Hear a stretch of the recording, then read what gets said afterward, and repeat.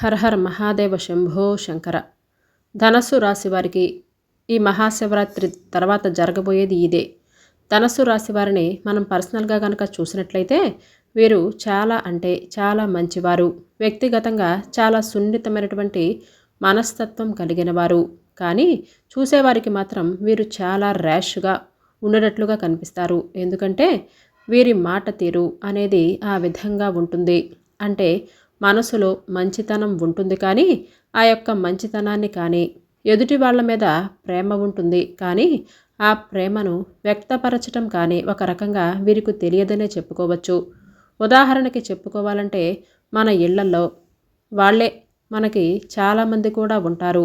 ఉదాహరణకి మగవాళ్ళని కనుక మనం గమనించినట్లయితే పిల్లల మీద చాలా ప్రేమ ఉంటుంది, కానీ పదే పదే పిల్లల్ని కసురుకుంటూ విసురుకుంటూ ఉంటారు. అలా ధనస్సు రాశివారు కూడా ఆ ప్రేమ అనేది మనసులో కొండంత ఉంటుంది, కానీ చూపించటం అనేది వ్యక్తపరచటం కొంచెం అంటే అప్పుడప్పుడు చూపిస్తారు, కానీ కొంచెం తక్కువగా చూపిస్తారనే చెప్పుకోవచ్చు. మాట తీరనేది కూడా ఎక్కువగా కోపంగా ఉంటుంది. ఒక రకంగా చెప్పాలంటే వీరి మాట తీరు కానీ ఆ కోపం ఆవేశం అనేవి కానీ వీరికి ఊరికినే సరదాగా పెట్టుకున్నవి కాదు. వీరు చిన్నప్పటి నుంచి కూడా ఎన్నో కష్టాలతోటి నలిగిపోయి ఎన్నో అంటే ఒడిదుడుకులను చూసి ఒక్కొక్క మెట్టు ఎక్కుకుంటూ పైకొద్దామని ప్రయత్నించినప్పటికీ కూడా ఒక్కొక్కసారి ఎక్కే ప్రతి మెట్టు కూడా పైకి కాకుండా కిందకి దిగుతున్నట్లుగా అనిపిస్తూ ఉండటం వలన కొంచెం మానసికంగా ఒత్తిడికి గురయ్యి ఇటువంటి సమస్యలు అనేవి ఎదుర్కొంటూ ఉంటారు. ముఖ్యంగా మనం గమనించినట్లయితే ధనస్సు రాశివారికి 2026 నుంచి ఎన్నో రకాలైన కష్టాలను బాధలను చాలా తీవ్రంగా అనుభవించబోతున్నారనే చెప్పుకోవచ్చు. మానసికంగా కానీ శారీరకంగా కానీ అనారోగ్య సమస్యలు కానీ ఇంట్లో కష్టాలు కానీ ఒకదాని తర్వాత ఒకటి అలా గ్యాప్ లేకుండా రావటం వలన వీరు చాలా వరకు మానసికంగా కుంగిపోతారు.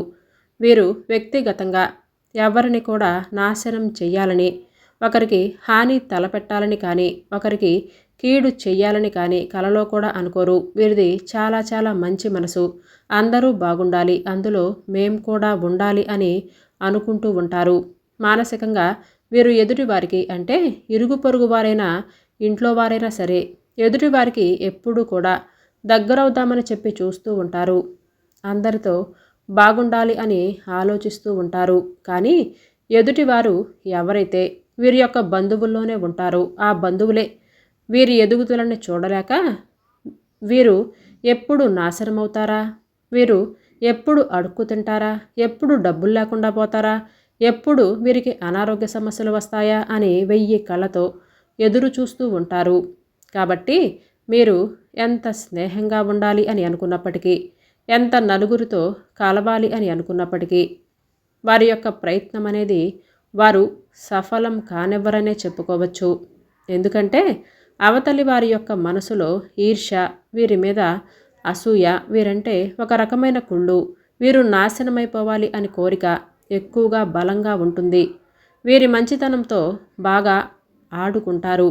ఎవరైతే ఆ ఇంట్లో వారు ఉన్నారో, ఎవరైనా బంధువులు ఉన్నారో మళ్ళీ అవసరమైనప్పుడు వీరి దగ్గరికే వచ్చి మళ్ళీ మంచిగా నటించి వారి యొక్క పనులన్నింటినీ గడిపించుకొని వారు పనులన్నీ కూడా మళ్ళీ అయిపోయిన తర్వాత వీరిని దూరంగా పెట్టే ప్రయత్నం అనేది చేస్తూ ఉంటారు. గత కొన్ని సంవత్సరాల నుంచి వీరి జీవితంలో జరుగుతున్నది అదే.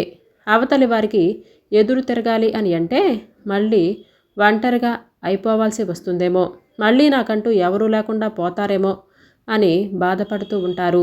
వీరిని ఎలా దూరం పెట్టేసుకోగలుగుతాం? ఒక మాట అనలేక కాదు కదా, ఓర్చుకుంటున్నాను, సర్దుకుపోతున్నాను అని వీరికి వారే సర్ది చెప్పుకొని వారి దగ్గర లొంగుతున్నారు అని చెప్పుకోవచ్చు.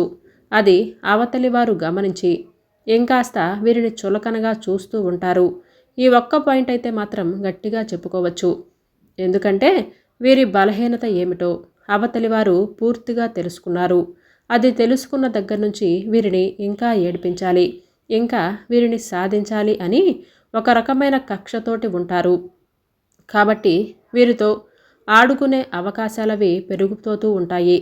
ముఖ్యంగా ధనస్సు రాశివారు తెలుసుకోవాల్సింది ఏమిటంటే ప్రతి మనిషి జీవితంలో కష్టాలు వస్తాయి, నష్టాలు కూడా వస్తాయి. ఒక్కొక్కసారి జీవితంలో లాభాలు వస్తాయి. నష్టాలంటే డబ్బు లేని తనం చూస్తాం. మనం అనారోగ్య సమస్యలు చూస్తాము. శారీరకమైనటువంటి బాధల్ని కూడా చూస్తాం.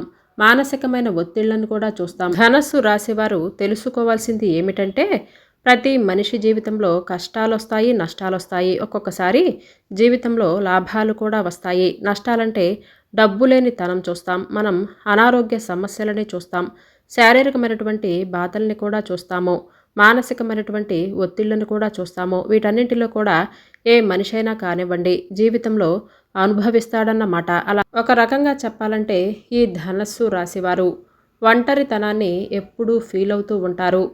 మీతో ముఖ్యంగా మీకు సన్నిహితంగా ఉండేవాళ్ళు మీ మీద ప్రేమ చూపించేవారు మీకు దగ్గరలో లేకపోవటం వలన, ఉదాహరణకు ధనస్సు రాశివారు భార్యాభర్తల మధ్య ఒకరికొకరు మిస్అండర్స్టాండింగ్స్ అనేవి చోటు చేసుకుంటావి.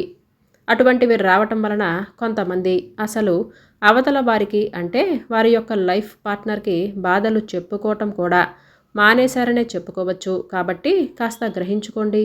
ధనస్సు రాశివారు ప్రతి ఒక్కరి జీవితంలో బాధలు ఉంటాయి, ఆనందాలు ఉంటాయి. బాగా డబ్బున్న వాడికి కూడా ఒంటి నిండా రోగాలు ఉంటాయి. వాళ్ళు కడుపు నిండా అన్నం కూడా తినలేరన్నమాట. అలా అని గుడిసెలో ఉన్నవాడు పస్తు పడుకున్నాడు అంటే వాడు పగలంతా కష్టపడతాడు. సాయంత్రానికి పచ్చడన్నాన్ని కూడా పరమాన్నంలాగా తినే చాపేసుకొని పడుకున్నట్లుగా పట్టుపరుపుల మీద పడుకునేవాడి కంటే కూడా వాడు హాయిగా నిద్రపోతాడు. ఇక్కడ కష్టం, సుఖం, ఆనందం అనేది డబ్బుతో ఏదీ మనకి రాదు. చుట్టుపక్కల వాళ్ళతో ఏదీ మనకి రాదు. మనకి మనం తెచ్చి పెట్టుకోవాలన్నమాట. ఈ ధనస్సు రాశి వారు మెయిన్గా తెలుసుకోవాల్సింది ఇదే. మీరు బలంగా ఉండండి. మిమ్మల్ని మీరు బలంగా మార్చుకోండి. మొదట మీ ఆరోగ్యం మీరు చూసుకోవాలి. ఎవరి గురించి ఆలోచించవద్దు. మీరిప్పుడు ఎవరి గురించి అయితే ఆలోచిస్తున్నారో వారొచ్చి మీకేదైనా బాగోకపోతే, మీకేదైనా అనారోగ్యం వస్తే 10 రూపాయలిచ్చి మిమ్మల్ని చూపించుకోమంటారా? లేదు కదా. అందులో అంత మంచివారైతే లేరనే చెప్పుకోవచ్చు. అటువంటప్పుడు మీరు ఒక పూట పస్తుంటే మాత్రం మా ఇంటికొచ్చి తినండని పిలుస్తారా? అయ్యో, అది కూడా లేదు. ఈ రోజుల్లో మరి అటువంటి వేస్ట్గాళ్ల కోసం ఏడవటం, వారి గురించి ఆలోచించటం, వారి గురించి రేయింబవళ్ళు ఒకరితో ఒకరు డిస్కషన్స్ పెట్టుకోవటం, వారికంత ఇంపార్టెన్స్ ఇచ్చి ఎక్కడో మీరే తీసుకెళ్ళి కొండ మీద కూర్చోబెట్టడం, ఇదంతా అనవసరమైన విషయం. కాబట్టి మిమ్మల్ని మీరే ప్రేమించుకోండి. మీ గురించి మీరు ఆలోచించుకోండి. మొదట మీకు మీరే ముఖ్యమనే విషయాన్ని తెలుసుకోవాలి. మీ మనసుకు సంతోషం ఎక్కడో దొరకదండి, మీ మనసులోనే దొరుకుతుంది. మీరు సంతోషంగా కాసేపు ఇష్టమైన వాళ్ళతో మాట్లాడండి. మీ చిన్ననాటి స్నేహితురాలైనా సరే, స్నేహితులైనా సరే, మీరు వారితో మాట్లాడటం, లేదంటే అమ్మతో మాట్లాడటం, లేదంటే నాన్నతో మాట్లాడటం, లేకపోతే భర్త ఎటువంటి వాడైనా కానివ్వండి, ఇప్పుడు భార్య ఎటువంటిదైనా కానివ్వండి, చేసుకున్న తర్వాత మంచి చెడైనా సరే మీకు మీరే చచ్చిపోయేంత వరకు కలిసి ఉండాల్సింది. కాబట్టి అవతల వారి యొక్క మైనస్లు చూడకుండా అవతల వారితో ప్రేమగా మాట్లాడండి, సర్దుకుపోండి. ఒకరు గొడవ చేయటానికి నోరెత్తినప్పుడు మరొకరు నోరు మూసేసుకోండి. ఎవరైనా సరే ఒకరు సైలెంట్ అయిపోండి. ఇటువంటివన్నీ కూడా చేస్తూ ఉండటం వలన జీవన శైలిని మనకి తగ్గట్లుగా మనం మార్చుకుంటేనే మన జీవితంలో ఆనందంగా ముందుకు అడుగులు వేయగలుగుతాం. అలా కాకుండా వాడు నాతో మాట్లాడలేదు, ఈవిడ నాతో మాట్లాడలేదు, ఈవిడ నన్ను పలకరించట్లేదు. కాబట్టి ముఖ్యంగా ధనస్సు రాశివారు మిమ్మల్ని మీరు ప్రేమించుకోవాలి. డైలీ రోజు చక్కగా మంచి ఆహారాన్ని తీసుకోవాలి. ఏ ఒత్తిడి లేకుండా చక్కగా నిదానంగా పని ప్రశాంతంగా చేసుకుంటూ వెళ్ళాలి. కాస్త చేసే పని మీద శ్రద్ధను పెట్టాలి. భగవంతుడి యొక్క అనుగ్రహం కోసం రోజు నిత్యం దీపారాధన చేయాలి. చక్కగా భగవంతుణ్ణి నమ్మాలి. మీరు కొన్ని ఆరోగ్య సమస్యలతో బాధపడుతున్నారు. ముఖ్యంగా పొట్టకి సంబంధించినటువంటి గ్యాస్ట్రిక్ ప్రాబ్లమ్స్, చర్మం వ్యాధులతోటి, ఇంకొంచెం ఆడవాళ్ళైతే పీసీఓ, ఇక మోకాళ్ళ నొప్పులు, చిన్న చిన్న సమస్యలు అనేవి మీకు ఉంటూనే ఉంటాయి. ఈ రోజుల్లో తినే తిండ్ల వలన ప్రతి ఒక్కరికి కూడా జబ్బులు వస్తూనే ఉన్నాయి. వాటికి తగిన మెడిసిన్ తెచ్చుకోవటం, వాటిని వేసుకోవటం, ఉన్నన్నాళ్ళు సంతోషంగా ఉండటం, సంతోషంగా బతకటం. వెళ్ళిపోయేటప్పుడు ఎవరైనా వెళ్ళిపోవాల్సిందే కదా! మీరైనా పోవాల్సిందే, నేను కూడా పోవాల్సిందే. ఉన్నన్ని రోజులు గడిచే ప్రతి క్షణం మనం నిజంగా మనతో సంతోషంగా జీవించామా లేదా, మనం ఆనందంగా ఉన్నామా లేదా, ఇవన్నీ చూసుకోండి. అంతేకాని పక్కన వాళ్ళ గురించి ఆలోచించటం, పక్కన వాళ్ళ గురించి మాట్లాడటం, పక్క వాళ్ళ గురించి ఓవర్ థింక్ చేయటం ఇవన్నీ చూసుకోవద్దు. మిమ్మల్ని మీరు చూసుకుంటూ మీరే అలా ఉంటే మీ ఫ్యామిలీ ఏమైపోవాలి? మీ భార్య లేదా మీ భర్త ఏమైపోవాలి చెప్పండి? ధనస్సు రాశి వారి యొక్క మైండ్ సెట్ అనేది పైకి కోపాన్ని, ఆవేశాన్ని ప్రదర్శించినప్పటికీ చాలా సెన్సిటివ్‌గా ఉంటారు. మానసికంగా కొంచెం వీక్‌గా ఉంటారు. పడుతున్న కష్టాల ప్రభావం వలన ఆ యొక్క స్థితి అనేది వారికి ఏర్పడింది కాబట్టి ఇప్పటినుంచి స్ట్రాంగ్ అవ్వండి. బలంగా ఉండండి. మంచి ఫుడ్ తీసుకోండి. రోజు గంట సేపు ధ్యానం చేసుకోండి. ఒక గంట సేపు వాకింగ్ చేసుకోండి. నలుగురితో మాట్లాడే ప్రయత్నం చేయండి. మిమ్మల్ని దూరం పెట్టే వాళ్ళకి కాదు, మీరు వద్దనుకునే వారికి కాదు, మీరు కావాలి అని అనుకుంటారు కదా, వారితో టైంని స్పెండ్ చేయండి. వారికి టైంను కేటాయించండి. వారితో సంతోషంగా ఉండే ప్రయత్నం చేయండి. అంతే. ముఖ్యంగా ఈ మార్చి నెలలో అంటే ఫిబ్రవరి దాటగానే మార్చి నెలలో మీ యొక్క ఆరోగ్యం మార్పులైతే జరగబోతున్నాయి. ఆరోగ్యపరంగా మీరు చాలా చాలా మెరుగుపడుతున్నారనే చెప్పుకోవచ్చు. మీ ఆరోగ్యం అనేది మీకు సహకరించబోతుంది.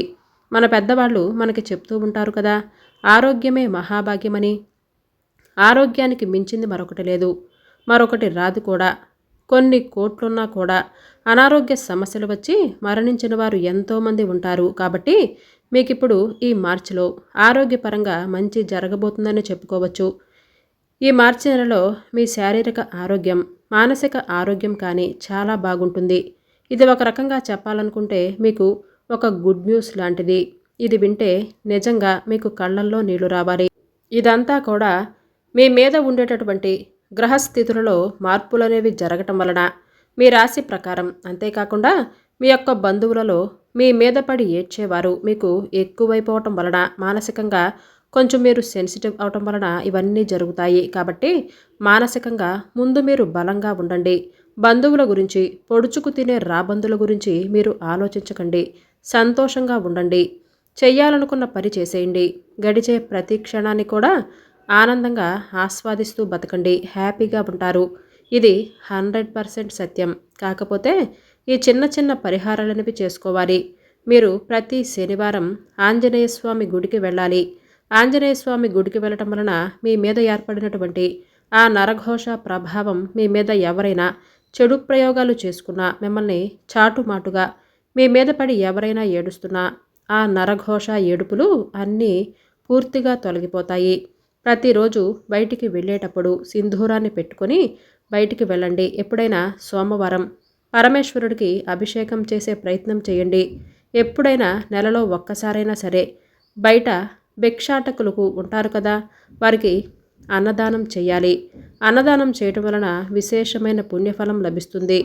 అన్నం పరబ్రహ్మ స్వరూపం కదా, అందుకే నెలలో ఒక్కరికైనా సరే మీరు అన్నదానం ఏర్పాటు చేసుకోండి. నిత్యం ఇంట్లో దీపారాధన కూడా చేసుకోవాలి. ఇంట్లో ఉండే ఏదైనా వాస్తుపరమైనటువంటి దోషాలున్నా సరే, నెగిటివ్ ఎనర్జీ ఏదైనా ఉన్నా, మీ కాళ్ళ వెంట వచ్చిన నకారాత్మక శక్తులు ఏమైనా మిమ్మల్ని పట్టి పీడించి ఇంట్లో అశాంతిని కోల్పోయేలా చేస్తున్నా, వీటన్నింటి నుంచి కూడా మీకు విముక్తి అనేది లభిస్తుంది. ఈ చిన్న చిన్న పరిహారాలు చేసుకోండి. ఎప్పుడైనా శనివారం పూట, సోమవారం పూట కానీ రావి చెట్టుకు నీళ్లు పోసి, రావి చెట్టు కింద ఆవు నెయ్యితో దీపారాధన చేయాలి. దీనివలన లక్ష్మీ కటాక్షం కూడా మీకు లభిస్తుంది.